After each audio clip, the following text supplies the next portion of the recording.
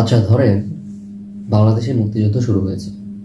তো আপনাকে বলা হলো যে মুক্তিযুদ্ধে আপনাকে নেতৃত্ব দিতে হবে এবং বাংলাদেশে মুক্তিযুদ্ধ পরিচালনা করতে হবে। আপনি কি করবেন? এইবার আপনি চিন্তা করুন যে আপনি কি করবেন।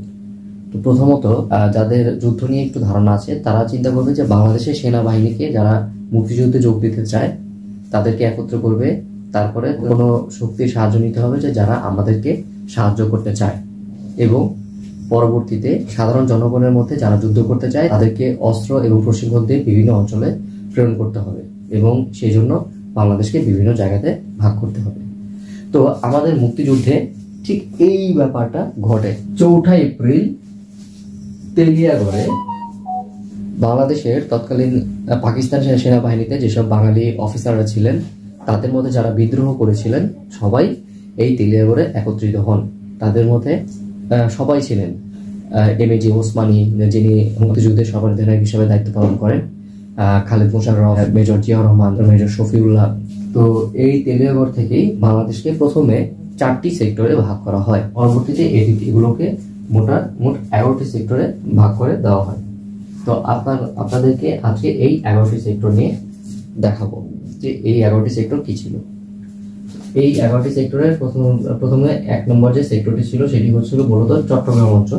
চট্টগ্রাম, খাগড়াছড়ি, রাঙামাটি, বান্দরবন এবং কক্সবাজার, এই 5টি জেলা নিয়ে কিন্তু 1 নম্বর সেক্টর।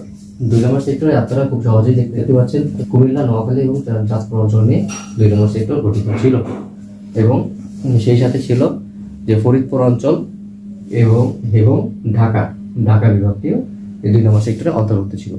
3 নম্বর সেক্টর মূলত শুরু হয়েছিল যে মানিকগঞ্জ, গাজীপুর এবং এর পাশে কিশোরগঞ্জ অঞ্চলটি নিয়ে। 4 নম্বর বা 5 নম্বর সেক্টর ছিল মূলত সিলেট অঞ্চলে। 6 নম্বর ছিল রংপুর, 7 নম্বর ছিল রাজশাহী অঞ্চলে, 8 নম্বর ছিল যশোর, ঝিনাইদহ, মাগুরা ইত্যাদি অঞ্চলে, এবং 9 নম্বর সেক্টর ছিল মূলত খুলনা, সাতক্ষীরা, বরিশাল এই অঞ্চলটাতে। 10 নম্বর সেক্টর ছিল সম্পূর্ণ নদী এবং বিভিন্ন সমুদ্র বন্দর, যেখানে মুক্তিযুদ্ধের কিছু উল্লেখযোগ্য অপারেশন কিন্তু চালানো হয়েছে।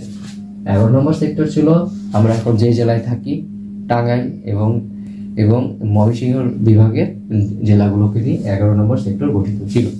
1 নম্বর সেক্টরের নেতৃত্বে ছিলেন তৎকালীন মেজর জিয়াউর রহমান এবং মেজর রফিকুল ইসলাম।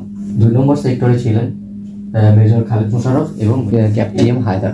2 নম্বর সেক্টরটা একটা বিশেষ কারণে পরিচিত যে এখানে মুক্তিযুদ্ধের সফলতম নীলাতল ক্র্যাক প্লাটুন কিন্তু এখানে ছিল। 3 নম্বর সেক্টরের দায়িত্বে ছিলেন মেজর কে এম শফিউল্লাহ। 4 নম্বর সেক্টরের দায়িত্বে ছিলেন মেজর সিয়ার দত্ত, এবং 5 নম্বর দায়িত্বে ছিলেন মেজর শওকত আলী। 6 নম্বরে রংপুর অঞ্চলের দায়িত্বে ছিলেন উইং কমান্ডার খাদিমুল বাশার।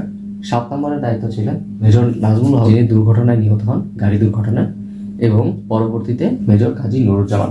8 নম্বর সেক্টরে ছিলেন মেজর আবু ওসমান চৌধুরী এবং পরবর্তীতে মেজর এম এ মঞ্জুর। 9 নম্বর সেক্টরে ছিলেন মেজর এম এ জলিল এবং পরবর্তীতে মেজর জয়। 10 নম্বর সেক্টরে কোনো নির্দিষ্ট সেক্টর কমান্ডার ছিল না। সবশেষে বাদ থাকে 11 নম্বর সেক্টর। 11 নম্বর সেক্টরে ছিলেন মেজর জিয়াউর রহমান, মেজর তাহের এবং পরবর্তীতে ফ্লাইট লেফটেন্যান্ট হামিদুল্লাহ।